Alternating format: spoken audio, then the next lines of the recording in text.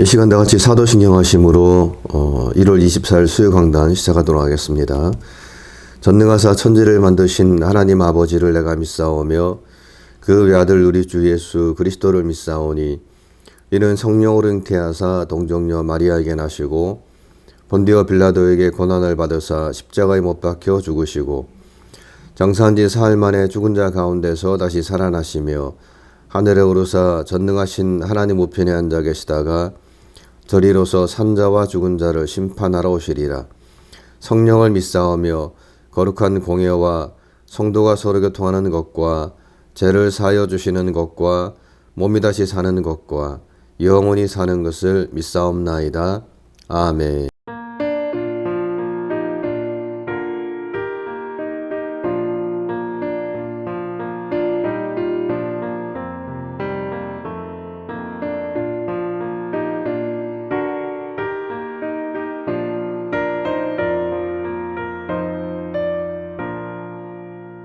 샘물과 같은 보혈은 주님의 피로다.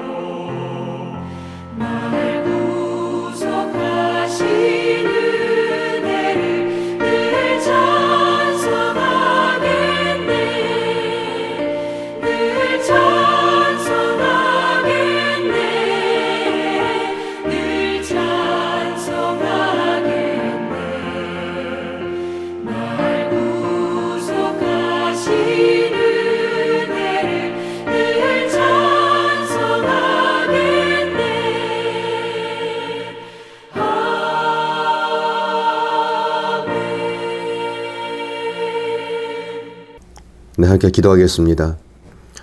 사랑과 은혜가 풍성하신 하나님 아버지, 지난 3일도 저희를 지켜주시고 또 오늘도 수요강단을 통해서 하나님 아버지께 영광을 돌리게 해주심을 감사드립니다. 하나님 아버지, 이 시간이 참으로 복된 시간이 되게 하여 주옵시고 우리의 분주했던 일상을 잠시 내려놓고 하나님의 말씀을 통해서 세상이 줄 수 없는 마음의 평안과 기쁨을 누리는 귀한 시간이 될 수 있도록 은혜를 베풀어 주시옵소서. 하나님 아버지, 지금도 세상은 여전히 많은 문제들을 안고 있습니다. 가난과 질병, 전쟁과 자연재난으로 인해서 많은 사람들이 큰 어려움을 당하고 있습니다. 하나님, 저들을 불쌍히 여겨주셔서 더 큰 어려움을 당하지 않도록 도와주옵시고 바라옵기는 그 큰 어려움을 통해서 더욱더 주님을 바라볼 수 있도록 은혜를 베풀어 주시옵소서. 은혜와 진리 장로교회를 주님께서 기억하사 지역교회로서 더욱더 든든하게 세워줄 수 있게 도와주옵시고 전도하고 구제하고 선교하는 귀한 교회로 세워질 수 있도록 하나님께서 함께하여 주시옵소서. 또한 하루들을 기억하사 육신의 질병으로 인해서 고통을 당하지 않게 도와주시고 힘든 가운데서도 인내하며 끝까지 주님을 바라볼 수 있도록 은총을 베풀어 주시옵소서. 어린 자녀들 가운데도 함께하사 저들이 어디 있든지 간에 믿음의 자녀들로서 성장할 수 있도록 은총을 베풀어 주시고 또한 이 시간에도 하나님 타지에서 선교하며 복음을 증거하는 선교사님들 가운데 함께하사 선교를 통해서 많은 영혼들을 구원하는 귀한 선교사님들 될 수 있게 하나님께서 축복하여 주시옵소서. 하나님, 이 시간 처음 시작하는 시간입니다. 마치는 시간까지 주님께서 함께 하시기를 원하옵고 사랑 많으신 예수님 이름으로 기도하옵나이다. 아멘. 네, 말씀을 로마서 3장 23절부터 26절까지 말씀입니다. 모든 사람이 죄를 범하였음에 하나님의 영광에 이르지 못하더니 그리스도 예수 안에 있는 성령으로 말미암아 하나님의 은혜로 값없이 의롭다 하심을 얻은 자 되었느니라. 이 예수를 하나님이 그의 피로써 믿음으로 말미암는 화목제물로 세우셨으니 이는 하나님께서 길이 참으시는 중에 전에 지은 죄를 간과하심으로 자기의 의로움을 나타내려 하심이니 곧 이때에 자기의 의로우심을 나타내사 자기도 의로우시며 또한 예수 믿는 자를 의롭다 하심이라. 아멘. 네, 오늘은 지난주에 이어서 복음의 핵심에 대해서 한 번 더 좀 함께 생각해 보는 그런 시간을 갖도록 하겠습니다. 오늘은 특별히 이제 복음의 핵심이 가리키는 것에 대해서 함께 좀 공부를 좀 해보고자 합니다. 지난주 우리는 이 복음의 핵심이라고 하는 주제를 가지고 함께 좀 말씀을 나누었습니다. 그 중에서도 특별히 이 화목사상에 대해서 함께 이야기하면서 성경의 복음과 관련된 많은 단어들이 있지만은 그 중에서도 이 화목사상이야말로 복음의 핵심 중에 핵심이라고 하는 말씀을 제가 좀 드렸습니다. 그러면서 성경에서 말씀하고 있는 이 화목사상이라고 하는 것은 이방 종교에서 말하고 있는 화목사상, 즉 신이 분노하면 인간들이 나서서 제사를 통해서 분노한 신을 달래주는 그런 것과는 달리 성경에서 말하고 있는 이 화목사상이란 하나님께서 친히 자신의 행위로 자신의 진노를 가라앉히신 것을 화목사상이다라고 제가 그렇게 말씀을 드렸습니다. 즉 하나님과 화목함에 있어서 주도적인 역할을 한 것은 사람들이 아니라 바로 하나님 자신이라고 성경은 말씀하고 있습니다. 그래서 바울은 로마서 3장 25절에서 이렇게 이야기하고 있습니다. 이 예수를 하나님이 그의 피로써 믿음으로 말미암는 화목제물로 세우셨으니 이는 하나님께서 길이 참으시는 중에 전에 지은 죄를 간과하심으로 자기의 의로움을 나타내려 하심이라. 여기서 중요한 단어는 하나님께서 그의 피로써 믿음으로 말미암는 화목제물로 세우셨다라고 하는 것입니다. 즉 그 주체가 하나님이시다라고 말씀을 하고 있는 것입니다. 그러므로 성경에서 말씀하고 있는 이 화목제물을 한마디로 이야기하면 하나님께서 그리스도를 우리의 죄를 위하여 죽게 하심으로 하나님의 진노를 스스로 가라앉히신 것이라고 이야기할 수가 있습니다. 물론 여기에는 예수님의 죽기까지 복종하신 대속적 죽음이 포함이 되어 있습니다만, 하지만 그럼에도 불구하고 이 모든 것을 주도하신 분은 바로 하나님이시라고 성경은 말씀을 하고 있는 것입니다. 그렇다면 이 화목사상을 통해서 우리가 좀 배울 수 있는 이 성경적 교훈들은 무엇이 있을까요? 첫 번째로 우리는 예수님께서 십자가상에서 왜 죽으셨는가에 대해서 명확하게 알 수가 있습니다. 종교개혁가인 마틴 루터는 예수님의 죽음을 보면서 이렇게 외쳤다고 합니다. 이 사람처럼 죽음을 두려워한 사람은 없었다라고 말입니다. 사실 성경을 보면은 예수님께서는 죽음을 앞두시고 심히 고통해 하시는 것을 좀 볼 수가 있습니다. 예수님께서는 겟세마네 동산에서 하나님께 기도하시기 전에 제자들에게 이렇게 말씀하셨습니다. 내 마음이 매우 고민하여 죽게 되었으니 너희는 여기 머물러 나와 함께 깨어있으라. 여기서 이제 깨어있으라 라고 하는 그런 말은 예수님을 위해서 기도해 달라라고 하는 그런 말로 해석할 수가 있습니다. 그런데 사실 예수님께서는 공생의 기간 동안 제자들과 사람들에게 단 한 번도 이렇게 뭔가를 부탁해 보신 적이 없었습니다. 예수님은 늘 당당하셨고 그리고 그 어떠한 것도 두려워하지 않으셨습니다. 거친 풍랑 앞에서도 또 귀신들 앞에서도 회중들 앞에서도 예수님은 늘 당당하게 의연하게 행동하셨습니다. 그런데 이제 자신의 죽으심을 앞두고서 예수님께서는 너무나도 인간적인 모습과 함께 약하고 두려워하는 모습을 보이고 있는 것을 볼 수가 있습니다. 그렇다면 여러분, 어째서 주님께서는 그렇게 죽음을 두려워하고 계신 것일까요? 사실 우리 주위에서도 보면은 꼭 영웅이 아니더라도 이 죽음을 담담하게 받아들이는 사람들을 많이 볼 수가 있습니다. 성경에 보게 되면 스테반 집사 같은 경우에도 기쁨으로 죽음을 맞이하는 것을 볼 수가 있습니다. 또한 세계 4대 성인 중 한 사람인 소크라테스 같은 경우에도 독이 된 사역을 받아들고는 악법도 법이다 라고 이렇게 외치면서 의연하게 태연하게 죽어가는 것을 우리가 볼 수가 있습니다. 그런데 성경은 하나님의 아들이신 예수님께서는 그 죽음 앞에서 극도로 고통스러워 하시면서 두려워 떨었다고 말씀을 하고 있는 것입니다. 그렇다면 여러분, 그 이유가 무엇일까요? 그것은 바로 이 예수님의 죽으심은 단지 한 인간의 죽음으로 끝나는 것이 아니었기 때문입니다. 예수님의 죽으심은 인류의 모든 죄를 짊어지신 속죄의 어린 양으로서의 죽으심이었기 때문입니다.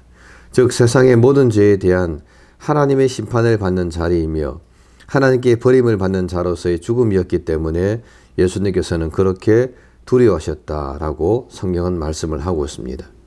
다시 말하면은 예수님께서 자신의 죽음을 그렇게 두려워하신 이유는 우리 인간들이 받아야 할 하나님의 진노를 예수님께서 다 받으셨기 때문이라고 성경은 말씀을 하고 있습니다. 여기에 대해서 이사야 선지자는 이사야서 53장 4절부터 6절까지를 통해서 이렇게 말씀을 하고 있습니다. 그는 실로 우리의 질거를 쥐고 우리의 슬픔을 당하였거늘 우리는 생각하기를 그는 징벌을 받아 하나님께 맞으며 고난을 당한다 하였노라. 그가 찔림은 우리의 허물 때문이요 그가 상함은 우리의 죄악 때문이라. 그가 징계를 받음으로 우리는 평화를 누리고 그가 채찍에 맞음으로 우리는 나음을 받았도다. 우리는 다 양 같아서 그릇 행하여 각기 제 길로 갔거늘 여호와께서는 우리 모두의 죄악을 그에게 담당시키셨도다. 두 번째로 우리는 이것을 통해서 하나님을 거부한 자들의 운명에 대해서도 함께 좀 생각을 해볼 수가 있습니다. 여러분, 구세주이신 예수님을 믿지 않는 자들은 장차 그들이 앞으로 어떻게 될까요?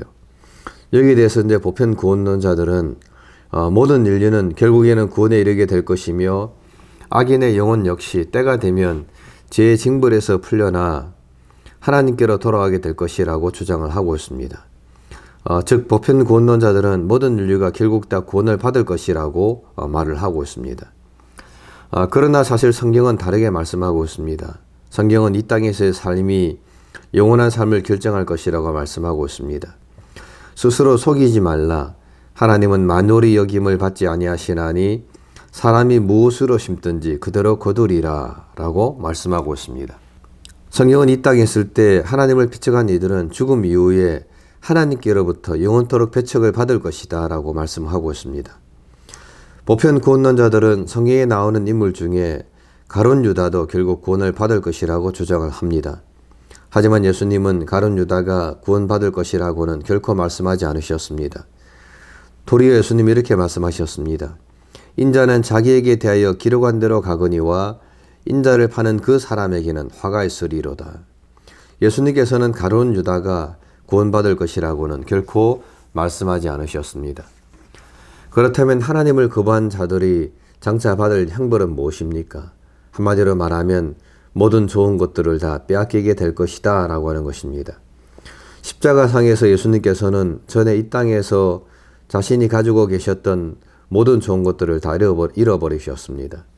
하나님 아버지와의 교제, 정신적인 사랑, 영원한 복락, 하나님의 축복 등등 모든 좋은 것들을 다 빼앗겨버리고 대신 고독과 고통, 인간들이 받아야 할 하나님의 심판, 큰 영적인 흑암과 공포를 예수님은 십자가 위에서 경험하셔야만 했습니다.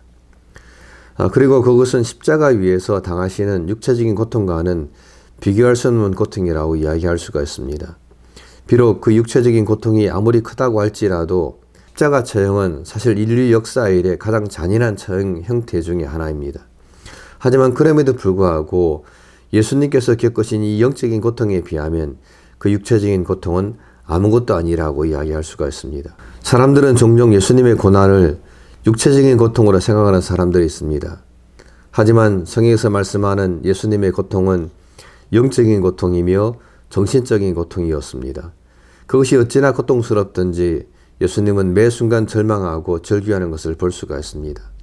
제6시로부터 온 땅에 어둠이 임하여 제9시까지 계속되더니 제9시쯤에 예수께서 크게 소리질러 이르시되 엘리 엘리 라바 사박다니 하시니 이는 곧 나의 하나님 어찌하여 나를 버리셨나이까 라는 뜻이라 라고 성경은 말씀을 하고 있습니다. 그렇습니다. 십자가상에서 예수님은 전에 자신이 가지고 계셨던 모든 좋은 것들을 다 빼앗겨 버리셨습니다. 그리고 이것처럼 하나님을 배척하는 자들은 결국에 하나님께서 주신 모든 좋은 것들을 다 잃어버리게 될 것입니다. 하나님의 사랑과 하나님의 긍휼, 하나님의 자비, 하나님의 은혜, 축복, 평화, 기쁨, 소망 등등 이 땅에서 우리가 지금 누리고 있는 이 모든 좋은 것들을 결국에 다 빼앗기게 될 것이다 라고 우리는 생각을 할 수가 있습니다. 대신에 그들은 하나님의 진노만 당하게 될 것입니다. 그리고 이것을 우리는 지옥이라고 생각을 할 수가 있습니다. 우리는 종종 이 지옥이라고 하는 것을 장소적인 개념으로 생각할 때가 많이 있습니다.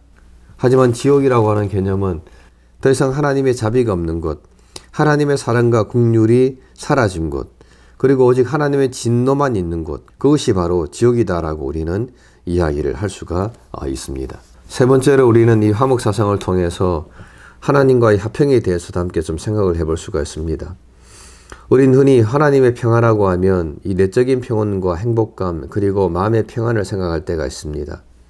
단 어렵고 힘든 상황에서도 두려워하지 않고 마음의 평정심을 유지하는 것을 하나님께서 주시는 평화 혹은 하나님과의 화평이라고 생각을 할 수도 있습니다. 물론 그 말도 맞는 말입니다. 하지만 성경에서 말씀하고 있는 이 하나님과의 화평이라고 하는 단어 속에는 그것보다는 훨씬 더 큰 의미와 뜻이 포함되어 있는 것을 보게 됩니다. 먼저 성경에서 말하는 이 화평은 가장 먼저 하나님과의 화평을 말합니다. 즉 하나님과 원수가 되었던 우리가 예수 그리스도의 십자가의 피로 화평을 이루신 것, 그것을 성경은 화평이라고 이야기하고 있습니다. 그래서 골로새서 1장에서 사도 바울은 이렇게 말씀하고 있습니다. 전에 악한 행실로 멀리 떠나 마음으로 원수가 되었던 너희를 이제는 그 육체의 죽음으로 말미암아 화목하게 하사 너희를 거룩하고 흠없고 책망할 것이 없는 자로 그 앞에 세우고자 하셨으니. 즉 성경은 하나님과 원수되었던 우리가 하나님과 화목된 것, 이것이야말로 진정한 하나님과의 화평이라고 말씀을 하고 있습니다. 그리고 사실 여기서 출발하지 않는 하나님의 화평이란 성경에서 말하고 있는 참된 화평이라고 말을 할 수가 없습니다. 오늘날 대부분의 사람들은 하나님을 진노하시는 하나님, 심판의 하나님으로는 믿지를 않습니다. 그런데 만일 그렇다면 성경에서 말하는 이 하나님의 화평을 우리는 설명을 할 수가 없다고 하는 것입니다. 하나님과의 화평은 기본적으로 사죄와 받아들여짐의 새로운 관계입니다. 그 관계 속에서 화목사상이 나오는 것입니다. 부활하신 예수님께서는 어느 날 제자들에게 찾아오셔서 너에게 평강이 있을지어다 라고 말씀하셨습니다. 물론 이 말은 두려움에 떨던 제자들에게 용기와 희망을 전해주기 위한 주님의 뜻도 있지만은 이 말씀 속에는 이제는 제자들이 하나님 아버지와 진정한 화평을 이루었다라고 하는 그런 뜻이 포함이 되어 있는 것입니다. 그래서 사도 바울은 골로새서 1장 20절을 통해서 이렇게 말씀하고 있습니다. 그의 십자가의 피로 화평을 이루사 만물 곧 땅에 있는 것들이나 하늘에 있는 것들이 그로 말미암아 자기와 화목하게 되기를 기뻐하심이라. 마지막으로 우리는 이 화목 사상을 통해서 하나님의 영광을 또 함께 생각해 볼 수도 있습니다. 예수님은 가룟 유다가 자기를 팔려고 밤에 밖으로 나간 후에 제자들에게 이렇게 말씀하셨습니다. 그가 나간 후에 예수께서 이르시되 지금 인자가 영광을 받았고 하나님도 인자로 말미암아 영광을 받으셨도다. 여기서 인자는 예수님께서 왕자에 오르시기 전에 이사야 53장의 예언을 이루시기 위한 구세주 혹은 임금으로서의 예수님 자신을 지칭하는 그런 단어입니다. 그러므로 인자가 영광을 얻었고 그로 인하여 하나님이 영광을 얻으셨다라고 하는 이 말은 예수님께서 속죄 죽음 혹은 십자가의 죽으심을 통해서 예수님 자신이 영광을 받고 또한 예수님 자신의 죽으심을 통해서 하나님께서도 영광을 받으신 것을 뜻하는 그런 말씀이라고 이야기를 할 수가 있습니다. 여러분 말씀을 맺겠습니다. 여러분들은 갈보리 십자가 위에서 우리 죄를 위하여 죽으심으로써 하나님과의 화목을 이루신 이 예수님의 죽기까지의 복종과 그것을 또한 계획하시고 그것을 완성하신 하나님의 사랑에 대해서 여러분들은 얼마나 알고 있습니까? 만일 여러분들이 이것을 온전하게 이해를 했다면 여러분들은 복음의 핵심을 지금 이해하고 있는 것이다 라고 여러분들 생각하셔도 좋습니다. 제가 짧은 시 한 절을 읽고 이제 모든 강의를 마치도록 하겠습니다. 주께서 내 짐 담당하시고 나 대신 하나님의 진노를 인내하셨으니 하나님은 두 번 다시 지불을 요구할 수 없어 처음에 나의 피 흘리신 보증인의 손 요구하고서 나에게 다시 요구할 수는 없네. 내 영혼아 편히 쉬어라. 너의 대제사장의 공로가 너의 자유를 사셨네. 그의 능력 있는 피에 맡겨라. 하나님께 버림받을 염려 없네. 예수 널 위해 죽으셨기 때문에. 아멘. 함께 기도하겠습니다. 참 좋으신 하나님, 또 오늘 이 수요강단을 통해서 특별히 복음의 핵심이 가리키는 것에 대해서 함께 이 내용을 다시 한번 더 상고할 수 있도록 은혜 허락해 주심을 감사합니다.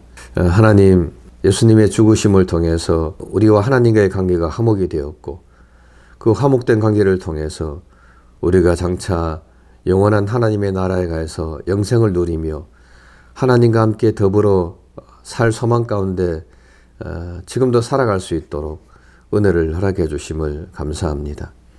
하나님, 정말 우리가 이 복음의 핵심을 잘 이해하면서 장차 우리가 들어갈 하나님의 나라를 바라보면서 정말 이 땅에서 힘들고 어려운 가운데서도 끝까지 인내하며 믿음을 지키며 하나님의 영광을 위해 힘있게 살아가는 저희가 될 수 있도록 은혜를 베풀어 주시옵소서.